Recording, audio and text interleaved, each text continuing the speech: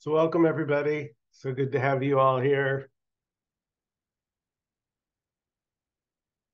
This is a meeting about there's just what's happening.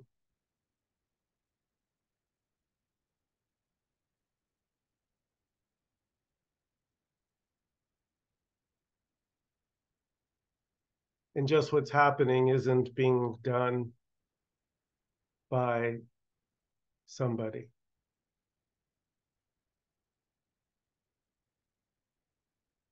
But it can feel like that. Part of just what's happening can feel like a sense of a me, a doer, someone who has control.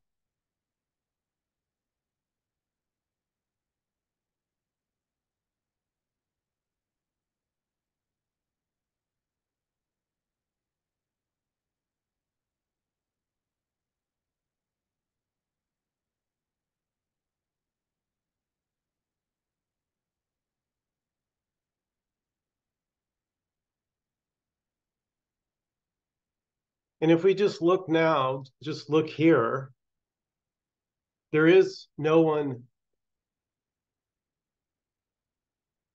doing any of these words already.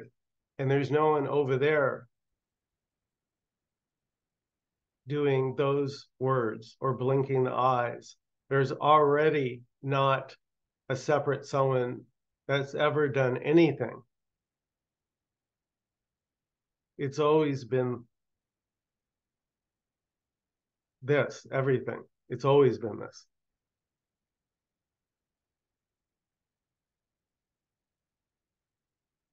However it looks, good or bad, pretty or ugly, pleasant or unpleasant, it's still this.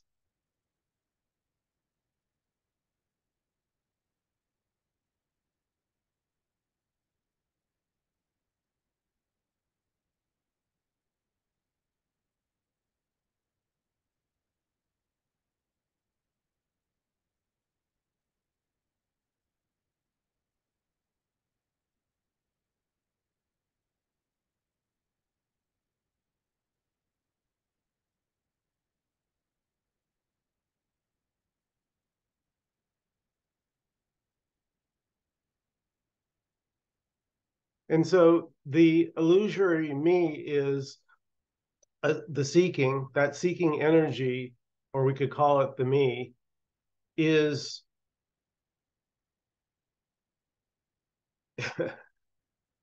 it's got a real dilemma. It has a problem, guys. Come on. Because the me is trying to get rid of itself.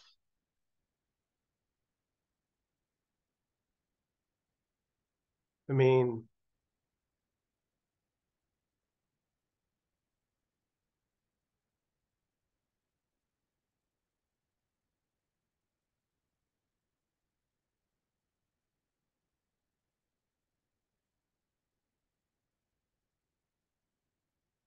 so it doesn't exist in the first place. That's why it can't be gotten rid of.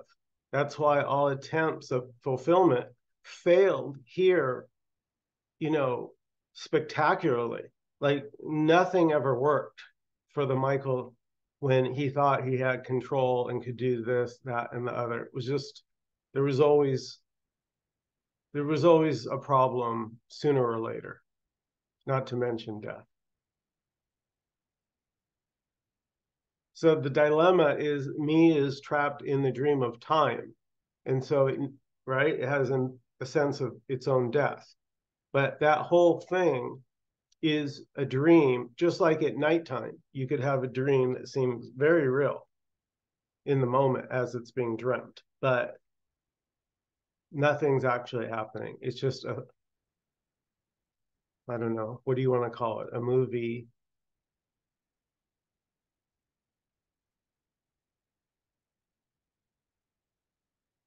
But it's not to be taken seriously. And that is a problem for me because, because me is very serious. I have a life which is real. And so I need this to be real.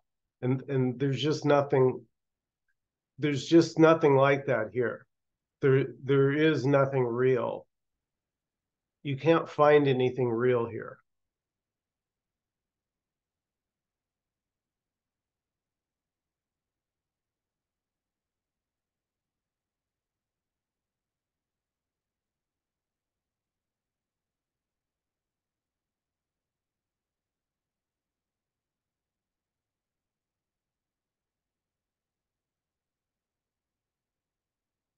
There's no one separate from all that is already to be able to know the difference between real and unreal already.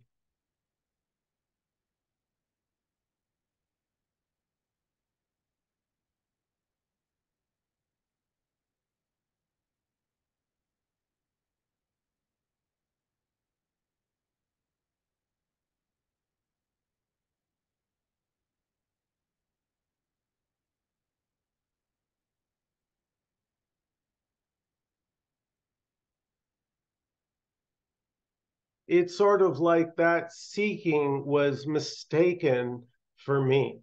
I thought I was that seeking energy, but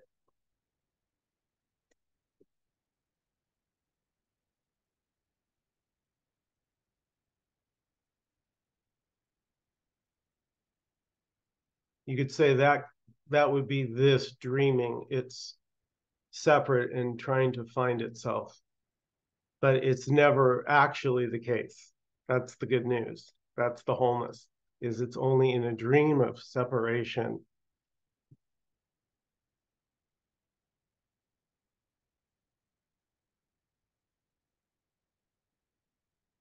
Now we can have separation in story. It's beautiful, right? We can have all kinds of colorful stories, scary stories, thrillers, mysteries.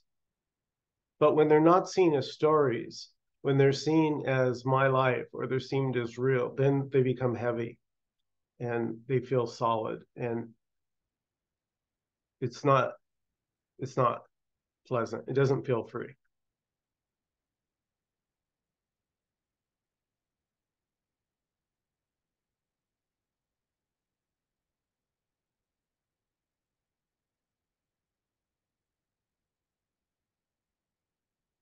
I don't know where Dan is. Dan did a video a couple days ago about the me trying to be like the manager of life. Okay, life, just step back. I got this.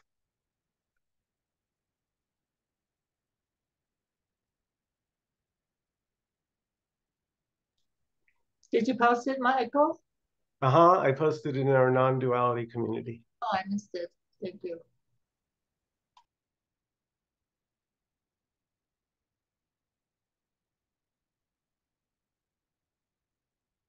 But I like it because that kind of is a good a description as any for the me, because the me is interested in projects, and it feels good when projects are completed.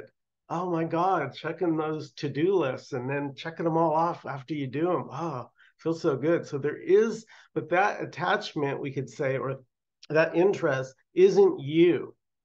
It's not a separate entity. It's this appearing as whatever your experience is, but it's not you. It's not your experience.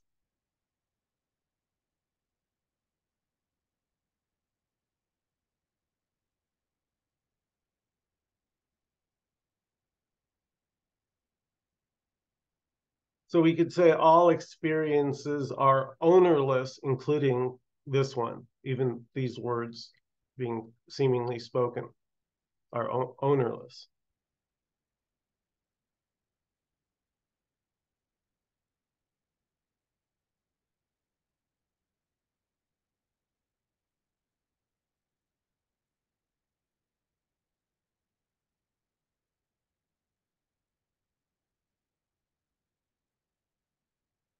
And the me is so innocent because it can't help it. That seeking is not you or anyone doing it. It's pure, it's just what's happening. There's literally no reason for it. And that's the thing. The me is desperately seeking. Well, I must be seeking for a reason. I wouldn't be seeking if there weren't a reason.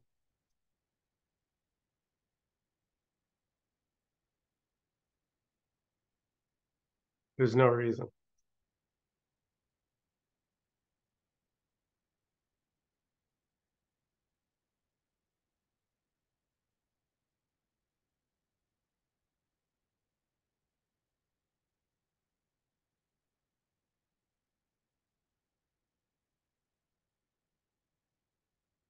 there's actually already no one there to seek.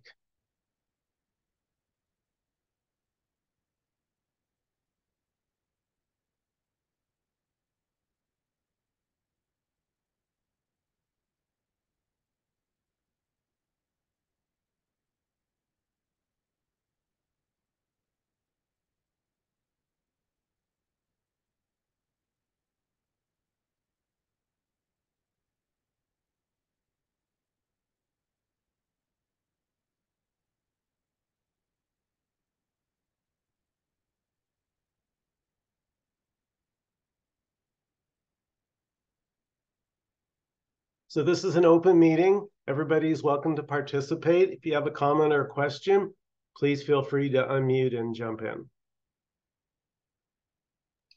Well, always where I come from is when you say there's no reason. And it's like maybe there's a reason, maybe there's not a reason. I don't know because I'm not here or something like that. But we don't know because there's no we.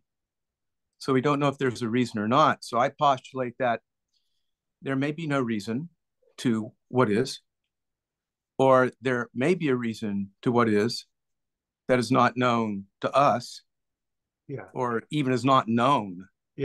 But there could be a reason. So no, Don, I'm agreeing with you. You really can't know one way or the other.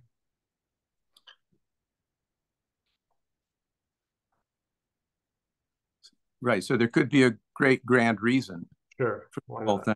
Okay. Just Don, with request to a reason would require another entity. A reason would be to an extent.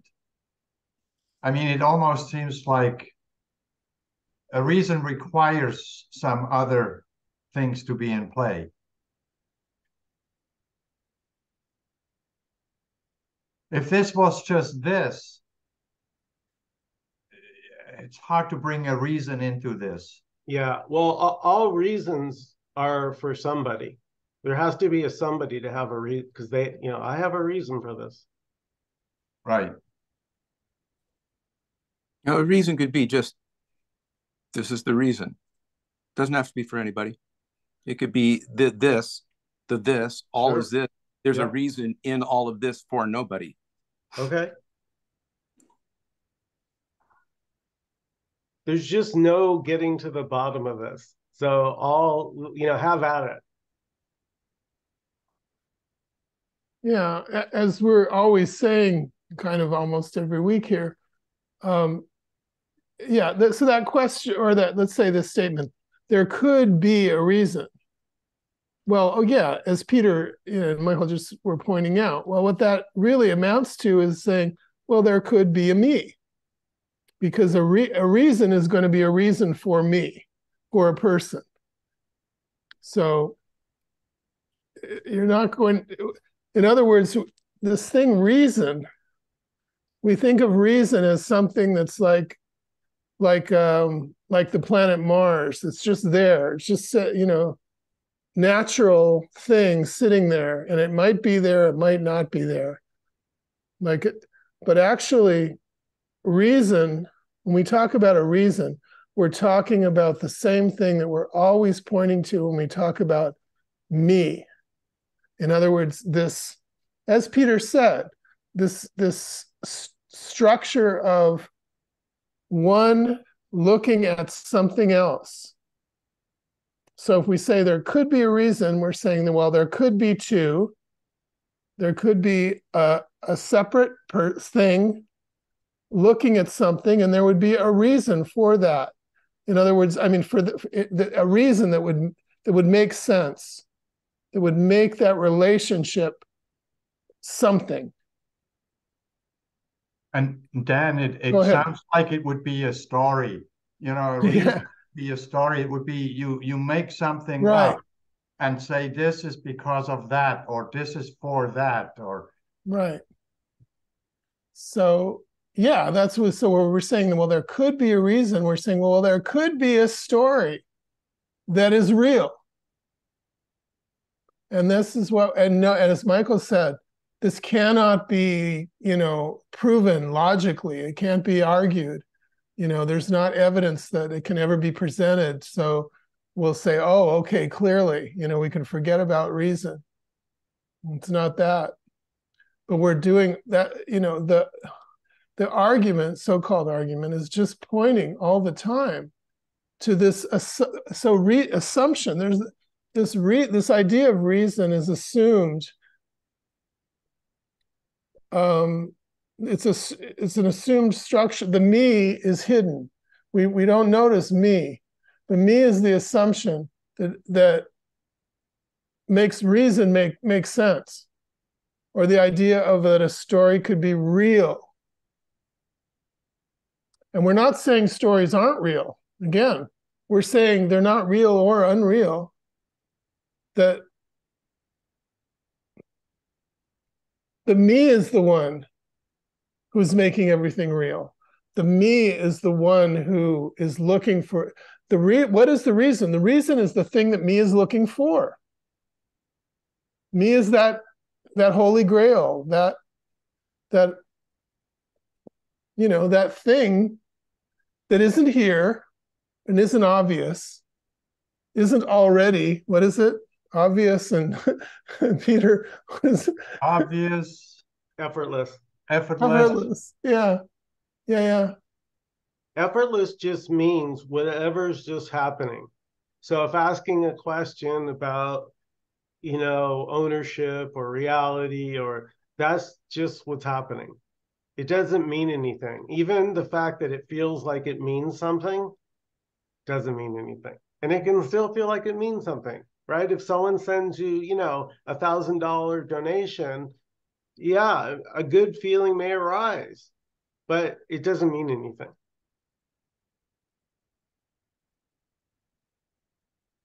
But we can look at this. What is a reason? I mean, reason is just that thing that would make it all come together.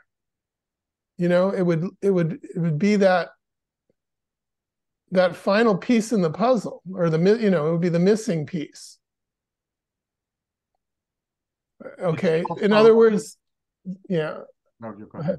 Well, me is already assuming that there's a reason missing here, or there's a reason, or there's a piece missing. In other words, and Nkosi may come later and probably say something about how it's already this. That's the reason.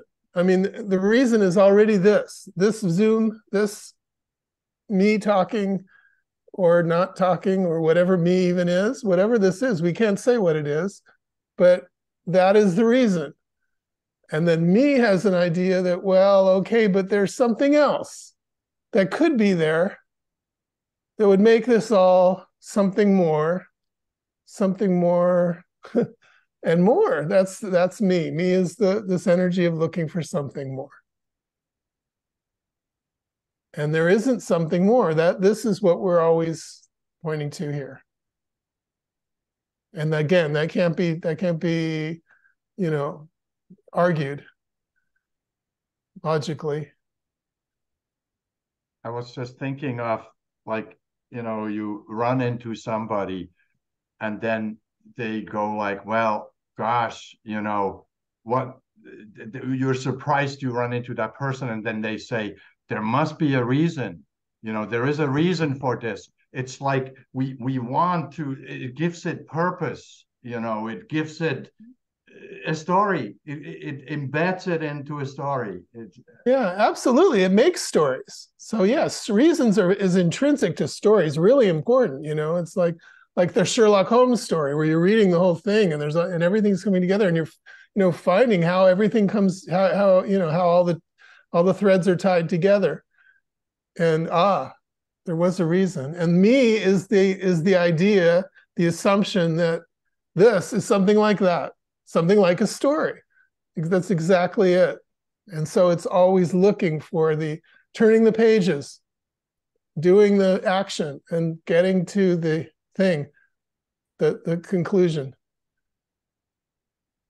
And every me is that. And this is just the throwing water on this and say, well, there's no conclusion. There really isn't. It's a dream. And that either resonates or it doesn't. A couple of years ago, I got an email from Michael inviting me to these meetings, and I hadn't heard from him before. It just kind of came out of the blue, and I never got another one. And I joined the meeting from that. And it would seem that there would kind of be some kind of synchronicity with that, because here I am. I've just loved being here. But that too, there's just no reason or any synchronicity with that, huh? It just happened. But there is synchronicity though within the story, within the dream. Synchronicity is marvelous. You know, there are these things, the magic of this whole. And there's poetry, and there's love, and there's beauty, and there's endless new things to discover, and new things to be built on everything, right? Right. Yeah. Okay, yes, I get you. And But new all, ways to all see. those Go ahead. things that are being built, all those comings and goings, where is all that taking place? Not taking place.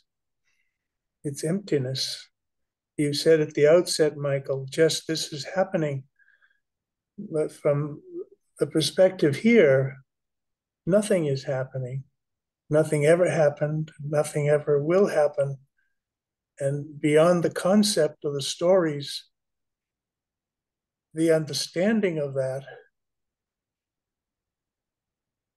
is here, is key. Standing in that disposition, emptiness, nothingness, nothing, nothing, nothing.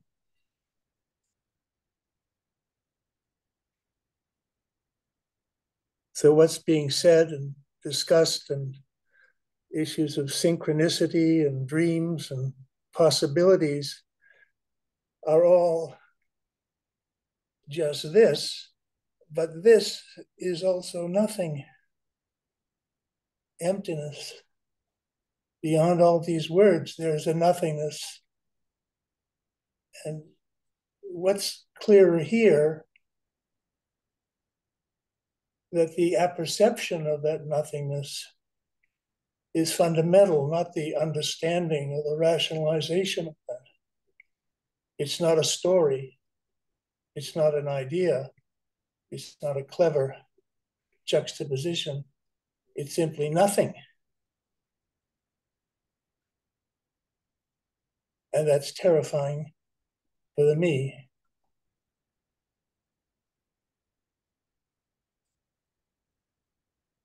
I need your definition of nothing. The fact that you need a definition is you're not quite understanding the apperception of it, the realization of it, the unqualified. Well, the realization, who is realizing this? Well, that's you said there's a realization of this, so you just separated it out again. There's assuming that there's a person who realizes it. That can't be. May I suggest, Don, that there's a misidentification of the absolute with the nothing, with the relative, the nothingness or emptiness with the phenomenal. Perhaps you might. So there's a difference between the nothingness and the phenomenal. I thought there's only one. I thought there's no separation. I keep hearing separation. Separation in these great metaphysical words. I keep hearing the separation. Let's try it this way. There's the absolute, which is reference to non-dualism.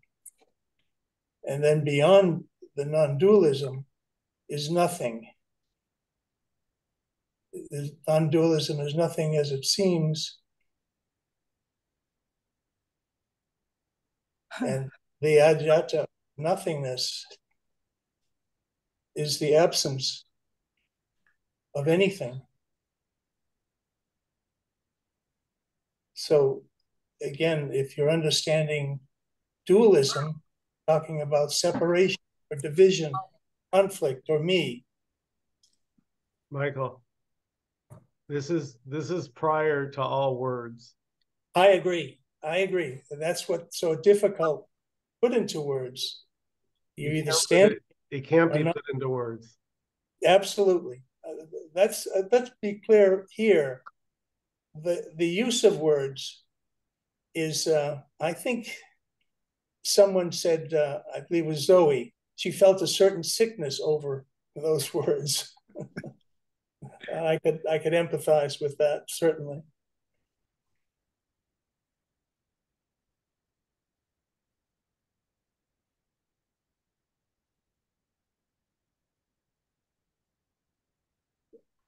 Wittgenstein said, beyond words, there is nothing, nothing. I had a conversation with a friend, just that's why I showed up late, and we talk about these things. And I said, you should come to the meeting because that's your thing. You know, that's what we're talking about there. And then he said, the reason why he didn't want to come was, he said, ask them as a proxy. He wanted me to ask you, why are you coming to these meetings? And so I would like to offer. It's a tough question for me, and I'm just trying to offer with few words why I ask myself, why do I come to the meeting? I I have incidents just in the last hour or two. I have these reactions to interactions with people where I make up stories that I fucked up, or that or that things are not okay, or just like disturbances. And so my and I'm not, I know when Jim Newman starts every meeting with, there is nothing to be gotten here and there's nothing being offered. And so I'm very hesitant to admit that. So what I'm expecting is that through attending these meetings, it's easier to recognize the stories. It kind of shuts me up a little more, like taking these stories for real and going in circles. So maybe there is that expectation that it becomes more clear, like the idea of what a story is becomes very clear attending a meeting like this. And I told him, I'm going to send him the recording. So I said, I can't ask these people. He wanted to know from everybody, but I said, they're not going to, but I did it now for me, for the non-me, for the non-exist, for the illusory me.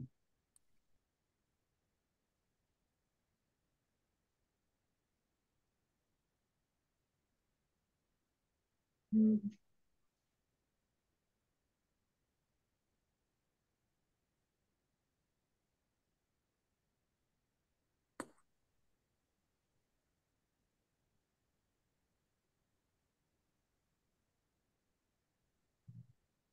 I come to these meetings for growth, just growth, and not even my growth, that too.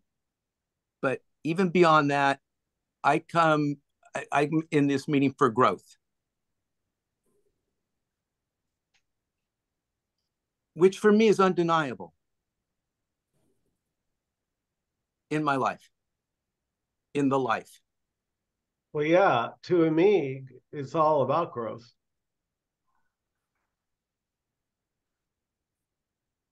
Is there growth in nature? And there's no me in nature.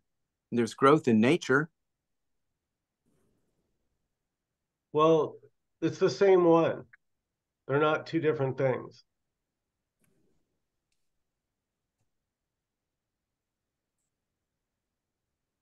I don't get that.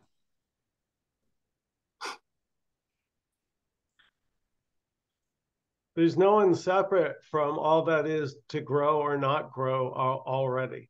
but it can feel like that, and there's nothing wrong with that. And you could have stories of, I improved my chess game, I got really good. There can be stories. There's nothing wrong with stories. It's just when they're held on to that they seem to be defended and people can attack them, and then we get into that whole thing. So there is this direct message that it doesn't seem to care about your story.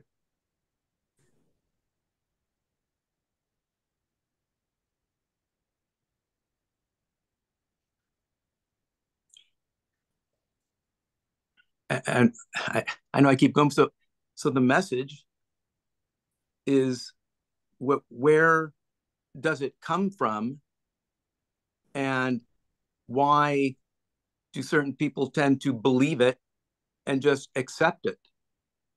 There's nothing here. There's nowhere to go. This is it. Cool. I'll play along with that. I like that. I really engage with that. But that's somehow held as that is the way it is. And then it's got a wonderful way of doing this kind of stuff about stories and stuff. But that whole thing when Jim Newman comes on, nothing here, this is the way it is, da da da. And then I will, and I do too. Oh, it must be that. but there's no me here doing that. But I'm still questioning the basic concept that it's all this, although I do believe that. But just that concept that it's all this. There's no, and if I say there's no proof to that, then I'm only going to hear, I know, well, it can't be known. But we're believing it. On some level, we're believing it. Well, on some level, somewhere in each of us, even if we're not here, there's got to be a belief that this is the way it is. Okay. Well, one of the things, Don, that I've seen Nkosi do with Alice, right, Alice, is he'll just say, well, let's just look right now. Like he'll say, don't think, don't go to thought, just look now and see if you can find the sufferer, the one who's suffering. But don't go to thought, just look.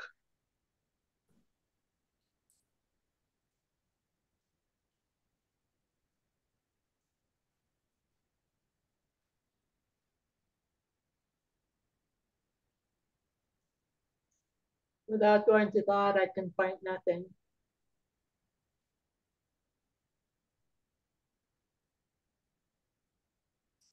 Nkosi said that the separate self who seems to be suffering is already not there.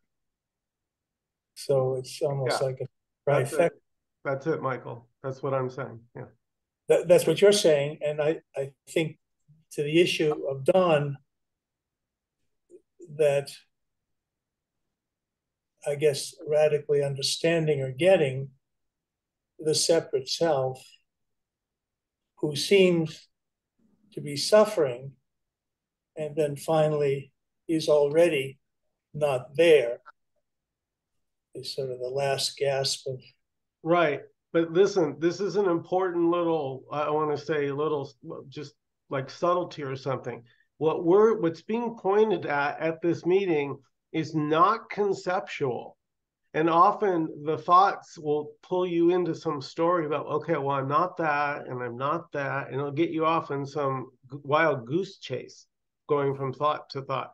What's being shared here and is looking for the sufferer, the one who suffers, that one, right now,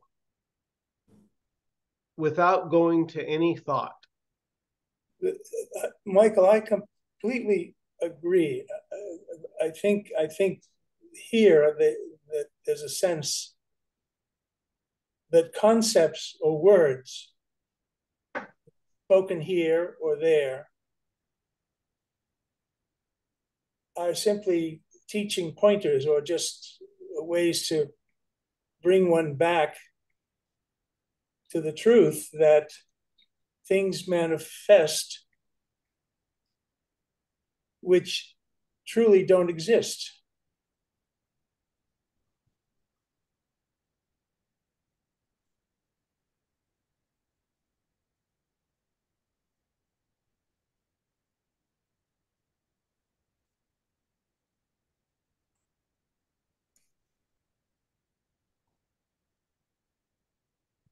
I'm here because I really appreciate the message. I know my life is lighter because I come, but I also really appreciate the friendships, the camaraderie. Coming tonight, knowing I'll see Dan and Michael and all of you folks, it makes me feel like I'm not alone in this in this in this looking. I guess that would be the way to say it. And I love Jim Newman. and but I always look forward to being with you all on Wednesday night. And I know that my life is a lot lighter since I've been coming to these meetings and spending time with Nkosi. And I appreciate it. Here he is, huh? I guess would you say what Alice? I love what you said, Alice. Beautiful, beautiful, beautiful. But would we say that that was the story? So I took Alice. I felt it as a beautiful experience, a beautiful what's happening, a beautiful all of this. That's what I got from what Alice shared. But what I also hear from some of the more hardliners here Who's that? that was just a story. I don't worry about whether it's a story or not. No, it's not personal to you. It's just what you said was like, there's great value in that for me, a great validation. And so I felt that was very, very high, very beautiful, very all of this expressing as this great speaking. But I was just waiting for somebody else to say, it's just a story. And that's when then I'd fight with them. Don, I'd like to address it. For example, like the passage when Alice says, it feels lighter. She didn't make a big deal about explaining exactly and making up a story. She just stated naturally, authentically, it's lighter. A story would be when you start giving some explanations and justifications and adding a lot of things. There's nothing wrong with sharing authentically what's going on. It's, you know, it starts getting more complicated when it is all referenced back to this magical me who is at the center of everything and being owned, and you know, and I think that kind of falls away, and we can still have feelings and express. Doesn't have to be a story. I like the expression hardliner. Hi, Nkosi. Welcome. Hi, Nkosi. Hi, Nkosi. Hi, everyone. Good. Nkosi, would you mind talking a little bit about the difference between thinking and looking? Well, I would say thinking is just an imagination that may seem to be appearing in this. It appears as a result in the knowledge, in the memory. There seems to be a knowledge in the memory that says, oh, okay, this is the sky, this is the body, these are cars, these are people in the world, this is the world. That's a knowledge in the memory. You know, that's sometimes they may seem to be going into that memory, to the knowledge, and pick up some things that you learned. That's okay. Oh, I know this and that works like this, you know. But really looking is just looking now. There's no knowledge here. There's nothing here. There's no imagination here. It's just looking. You see things there's seeing of things as they are rather than imagining things. You know, I don't know if it's if it's a good explanation, but looking is now, but thinking, it may seem to be in the past because of the knowledge in the memory that may seem to be held. So looking is just looking now.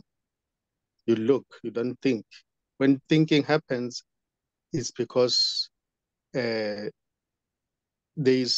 a reference to the memory, to the knowledge in the memory that may seem to be happening at the time. But looking is present now.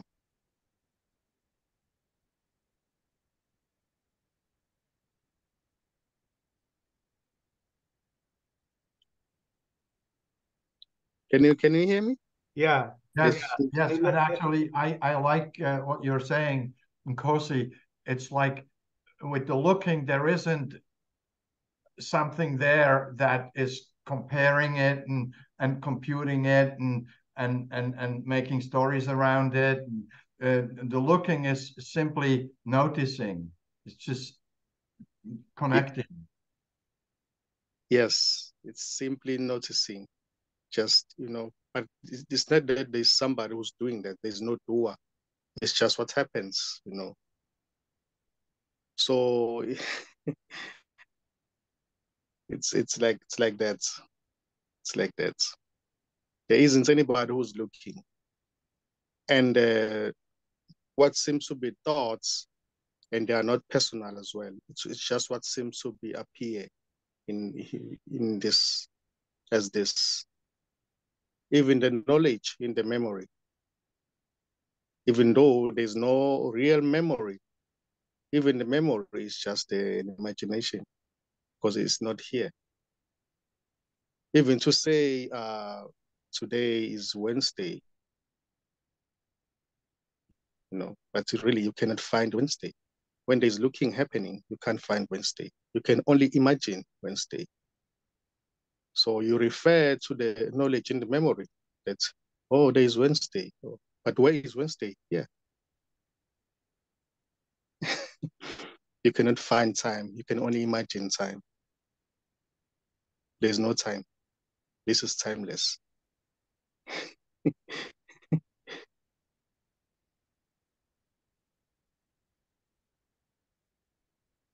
You cannot find 2023. Where's 2023?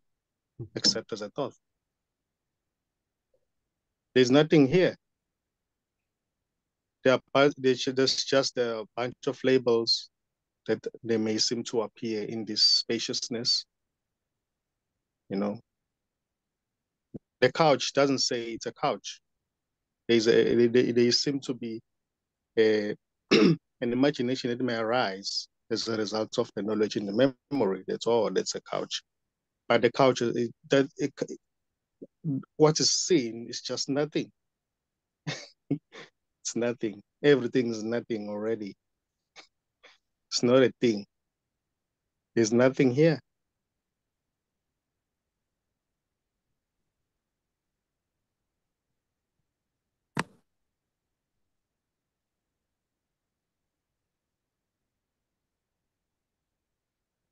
I must admit, I have a question. When you say there is nothing here,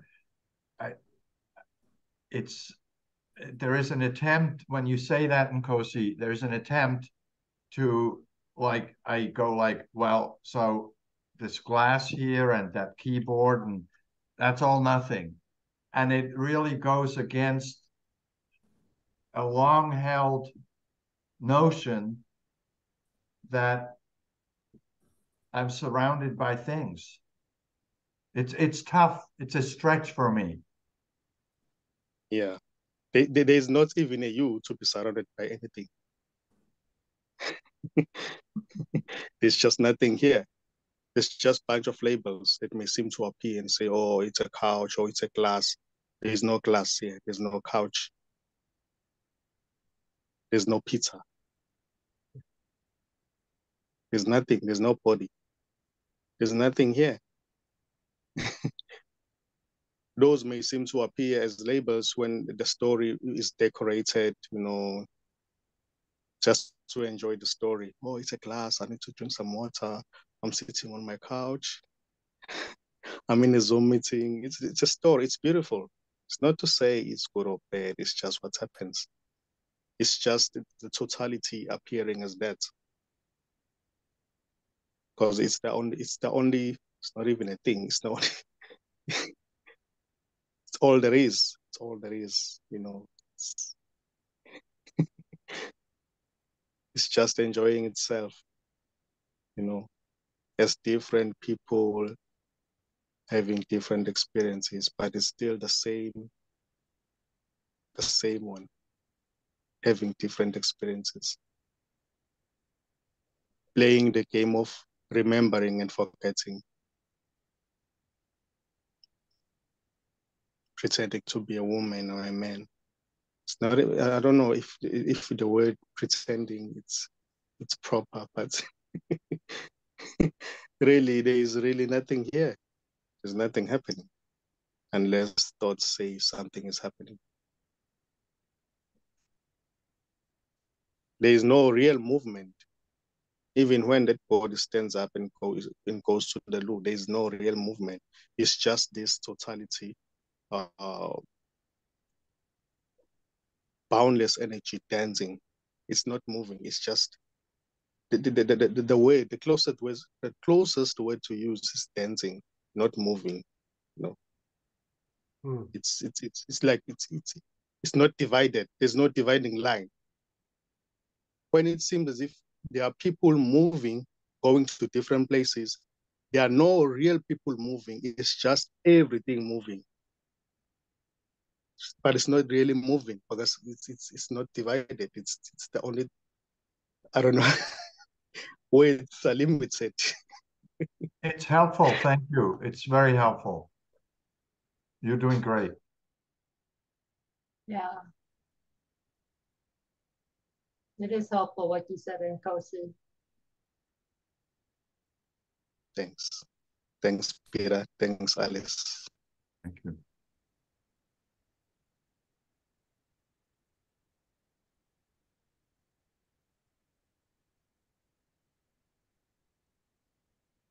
That's another reason I come. And beautiful. And there is always looking. There is always looking. It is seen right now that there's just nobody here.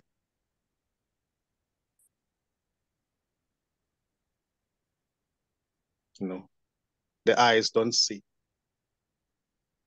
but this sees. It sees nothing but itself. There's nobody behind that looking, that seeing. It can only be an imagination. So I'm here, I'm seeing. No, there's nobody there. There's just a thought. Thoughts can never be grasped, can never be held in view, can never be known, can never be seen. And who is there to see thoughts, even?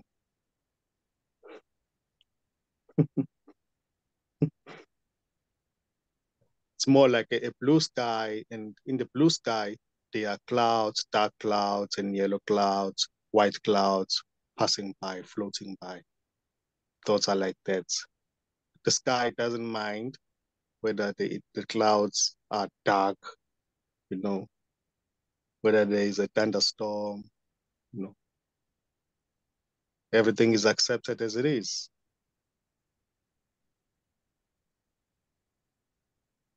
But in the story, they may seem to be trying to fix this and that, but that's okay too. Because it's just an expression of that, of everything. It's not personal. That's what seems to be happening right now. It's not personal. There is a person, there is no person there already.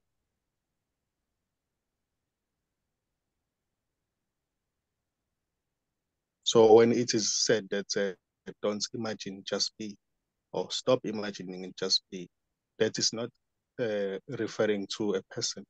It's not being it's not that there is a person that is being addressed. It's just this talking to itself, because the one who imagines can only be what is, because there's nobody here to even imagine.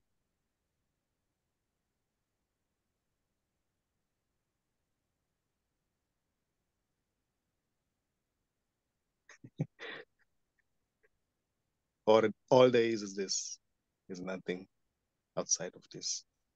To know this and get this, it's just this.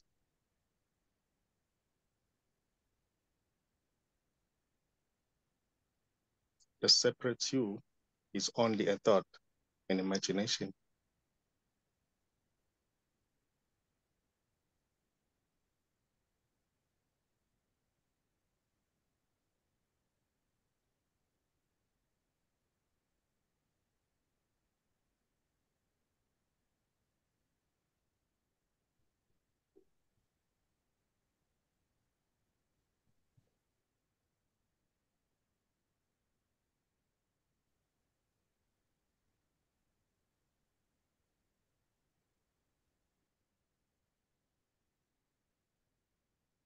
I just want to take this moment to remind people that Nkosi has a meeting on Sunday nights at 5 p.m. Pacific time. And there were a few participants there last Sunday, and it was a very intimate and good time that we had. And I think it's incredible that that hour with Nkosi is available to all of us. Michael has it on his webpage. Yeah, it's funny.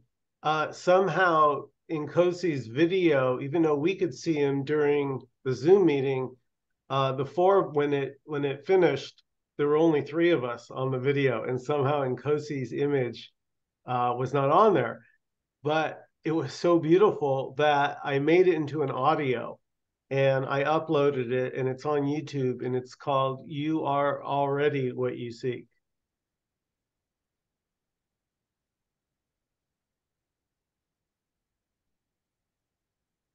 Any last comments or questions before we close out tonight? And I'll get the link for next week from Nkosi, and I'll send it out to everybody on, in this group.